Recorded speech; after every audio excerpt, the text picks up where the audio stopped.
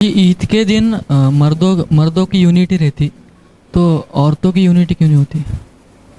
मतलब किस तरह से? ईद के दिन मर्द ईदगाह में नमाज भाई ने पढ़ते। सवाल किया कि ईद के दिन मर्द ईदगाह में जाते हैं, उनकी यूनिटी रहती है, एकजहती रहती है, औरतों में क्यों नहीं? तो देखिए इस्लाम में तो ये है कि मर्द और औरतें दोनों ईदगाह जाएंगी, मर्द और औरतें दोनों ईद की जो है जुमे की नमाज़ पढ़ेंगी मस्जिद में, मर्द और औरतें आम नमाज भी जो है मस्जिद में पढ़ेंगी, याद रखिए। ये एक अलग बात है कि जो है हिंदुस्तान और पाकिस्तान बर्र सग़ीर में इसका कोई सिस्टम नहीं।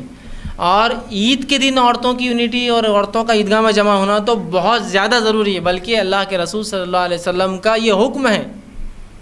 हुक्म हदीस आपने फरमाया है कि ईद के दिन तमाम औरतें ईदगाह में जाए, हत्ता कि वो औरतें भी जाए जो नाबालिग हो बच्चियाँ, और वो औरतें भी जाए जो हाइज़ा हो, जो हैज़ से हो, वो भी ईदगाह जाए, ताकि वो मुसलमानों की दुआ में शरीक रहे। वो नमाज़ नहीं पढ़ेंगी हाइज़ा औरतें, लेकिन बाजू बैठेंगी और शरीक होंगी।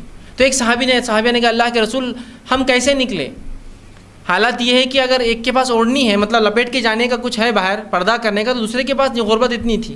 तो रसूल ने कहा फिर एक औरत जिसके पास ओढ़ने को नहीं है वो अपने बहन से मांगे, और जिस बहन के पास एक से ज़्यादा ओढ़नी है, मतलब ओढ़ने के लिए बुरखा है, वो दूसरी को दे अपने उधार, ताकि वो भी ईदगाह शामिल हो। समझे बात? तो ईदगाह आना मर्दों के लिए जितना यूनिटी का इजहार करता है, उससे ज़्यादा औरतों के लिए, बल्कि औरतों को तो नापाकी की हालत में आने का हुक्म है, ताकि वो मुसलमानों की दुआ में, इसलिए कि मुसलमानों का ये जो है शहर के लेवल का इज्तिमा है, ये किस्म का जो शरीयत की तरफ सैंक्शन है। जैसे हफ्तेवारी इज्तिमा जो है मुसलमानों का जुमे के दिन होता है, सालाना इज्तिमा जो है उनका ईद की शक्ल में होता है, ईदैन की, और एक दुनिया के लेवल पर इज्तिमा उनका हज के अंदर होता है, ताकि पूरी इंसानियत मुख्तलिफ मुकाम से मुसलमान जमा होते हैं। तो ये भी इज्तिमा। तो आपने कहा हाइज़ा औरतें भी आए, और वो आके सहाबी ने जब पूछा अल्लाह के रसूल वो क्या करे आकर वहाँ, तो कहा वो वहाँ बैठे और मुसलमानों की दुआ में शरीक हो, मतलब इमाम का खुतबा सुने, वाज़ो नसीहत सुने, वो जो नसीहत करता है उसको देखे सुने, मुसलमानों के हालात पर तबसरा होगा वहाँ, उनकी बुराई का तस्करा होगा वहाँ, ताकि अपनी इस्लाह करे और आगे क्या प्लान्स करना, मुसलमान कैसे अपनी ज़िंदगी सुधारे, वो बताया जाएगा वहाँ, वो शरीक हो। जब इमाम दुआ करे तो उसमें वो शरीक होंगी। तो ये तो ज़रूरी है। ये अलग बात है कि हमारे पास न मस्जिदों में कोई औरतों का निज़ाम है, न जो है ईदगाह में है। अब जब बताया जाता है तो कहते हैं इससे शर होता है। सवाल ये, बाज़ार आपने जाने दिया, वहाँ शर नहीं, दरगाह जाती वहाँ शर नहीं, थिएटर भी जा रहे हैं और शर नहीं, स्कूल कॉलेज जाते हैं वहाँ शर नहीं, हर जगह घूम रही शर नहीं, सिवाय सिर्फ दीनी दरगाह और मस्जिद और इसमें आएंगे तो शर हो जाता है। अजीब बात है। ये शर जो है सिर्फ दिमाग का फतूर है, हमारे दिमाग में भरा हुआ, इसकी हकीकत कुछ नहीं। अगर वाकई शर होता तो फिर कॉलेज स्कूल मदरसा कहीं नहीं जाना था औरत ने, घर से बाहर निकलना ही शर है उसका।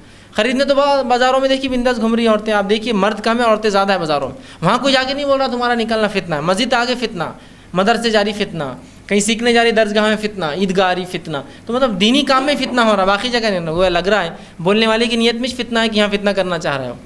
फितना तो बाज़ारों में होगा, थिएटरों में होगा, दरगाहों पे होगा। देखिए ना कहाँ औरतें अकेली जा रही है। आप देखिए पिकनिक स्पॉट पे आपको औरतें टू व्हीलर ड्राइव करके 25-25 किलोमीटर जाती हैं यहाँ से अकेली, तब आप नहीं कोई रोक के बोल रहा उसको चलो फितना ही।